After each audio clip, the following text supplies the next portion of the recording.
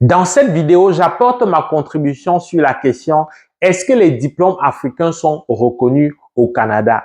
Je vais dire d'entrée de jeu que c'est un faux débat et tu comprendras pourquoi c'est un faux débat. Je parle de ma hauteur d'enseignant, enseignant qui a un brevet au Québec, enseignant qui avait une autorisation d'enseigner, qui a exercé jusqu'aux fonctions de responsable d'établissement en Afrique avant d'immigrer. Donc, il y a quand même du recul et il y a assez de documentation qui m'outille et qui me permet de parler de la question, sans compter que, voilà, je suis dans le milieu, je suis au Canada, je vis au Canada depuis plusieurs années, donc je peux en parler. Alors, est-ce que c'est vrai? La meilleure façon d'illustrer, c'est de parler de mon cas personnel. Donc, je te dis ceci: mes diplômes, tous mes diplômes, et mieux encore, mon expérience professionnelle dans mon pays d'origine ont été reconnus tout de suite. Dès que j'ai été accepté, dès que j'ai eu mon permis et que j'ai été accepté dans une commission scolaire, tout de suite, on m'a pris au niveau de mon diplôme et on m'a justement reconnu toute mon expérience.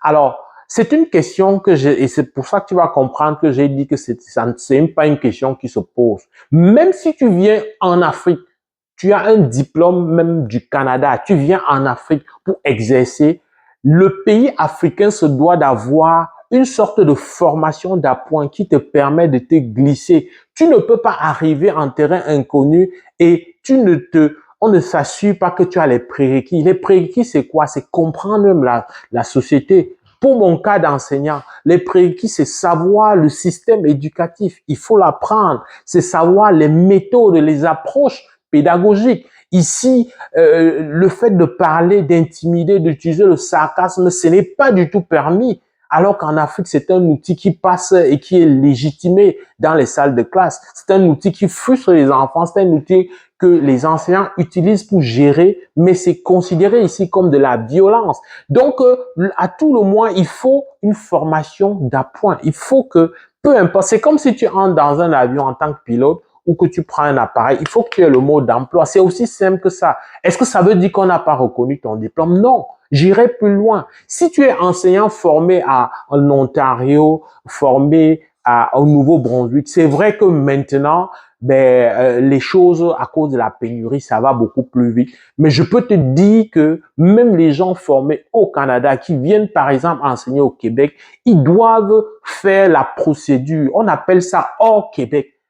Ils ont ce qu'on appelle évaluation comparative des diplômes hors Québec. Quand on dit hors Québec, ce n'est pas seulement pour les pays d'Afrique, mais c'est aussi pour les provinces qui sont au Canada. C'est une réalité. Lorsqu'on fait, par exemple, lorsqu'on fixe des règles quand on dit hors Québec, ça n'exclut pas le Canada. C'est vrai qu'il y a des facilités et des ententes entre le Québec et les autres provinces, parfois même entre le Québec et les pays comme la France, la Belgique, la Suisse.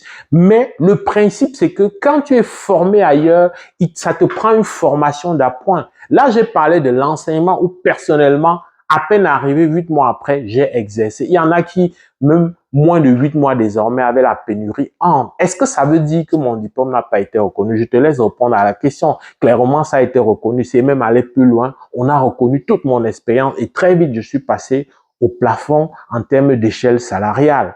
Si je prends le domaine des infirmiers, je ne parle pas des médecins, mais infirmiers déjà, ils font une formation, il y a une procédure parce que c'est un ordre professionnel. Ce n'est pas parce que le diplôme n'est pas reconnu. Justement, le diplôme, il est reconnu et il faut faire une petite formation comme la mienne, je l'avais fait à l'Université de Montréal, 15 crédits pour justement m'arrimer et m'adapter au système. Je crois que c'est le bon sens. Même quand tu viens en Afrique avec un diplôme d'ailleurs, tu subis la même chose. Si ton pays ne fait pas subir, ça veut dire qu'il y a quelque chose qui n'est pas bien fait. Ça n'a rien à voir avec ne pas reconnaître le diplôme.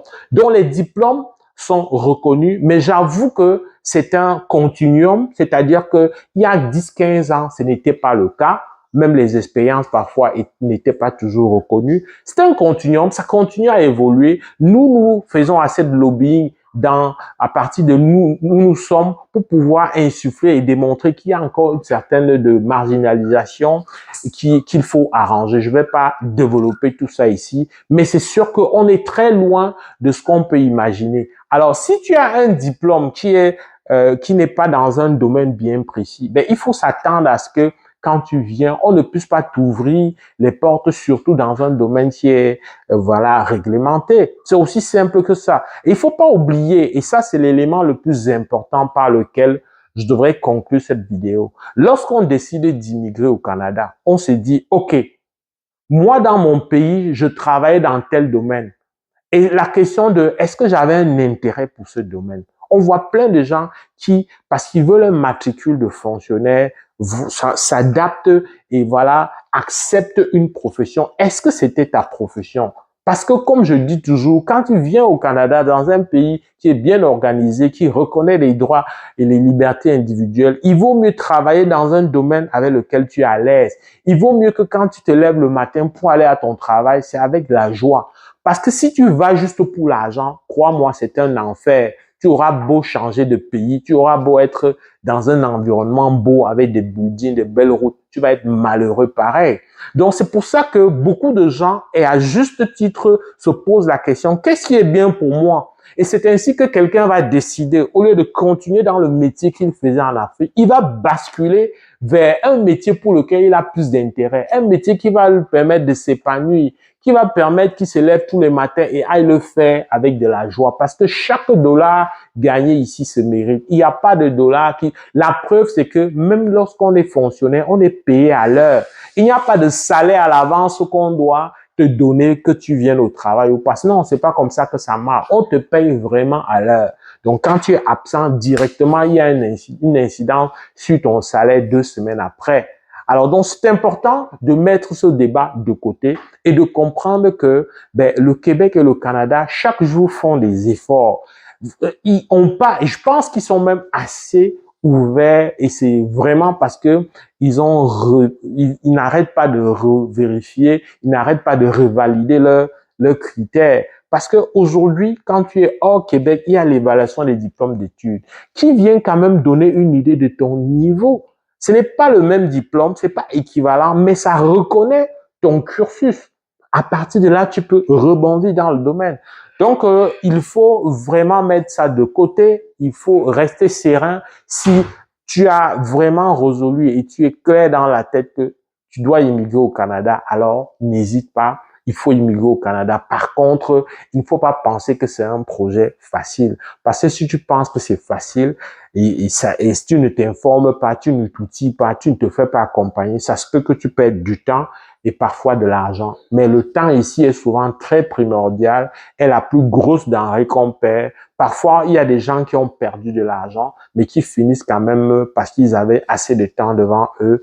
Ils se sont pris assez tôt, ils finissent quand même par immigrer. Donc, quand tu t'y prends, si tu t'es résolu, tu as compris qu'il faut que tu immigres, alors il faut idéalement te faire accompagner avec beaucoup de plaisir. On peut t'aider à faire des choix, à t'orienter et tout à ce que toi-même, si tu veux, tu continues ta procédure, mais c'est tellement important d'intégrer que c'est un projet comme les autres et à ce titre-là, tu dois respecter toutes les étapes d'un projet. J'espère que cette vidéo t'a aidé et que j'ai essayé d'apporter une contribution qui va peser dans ton analyse de la situation. C'est avec beaucoup de plaisir que je vais te retrouver dans le cadre d'une prochaine vidéo. Porte-toi bien. Boulot!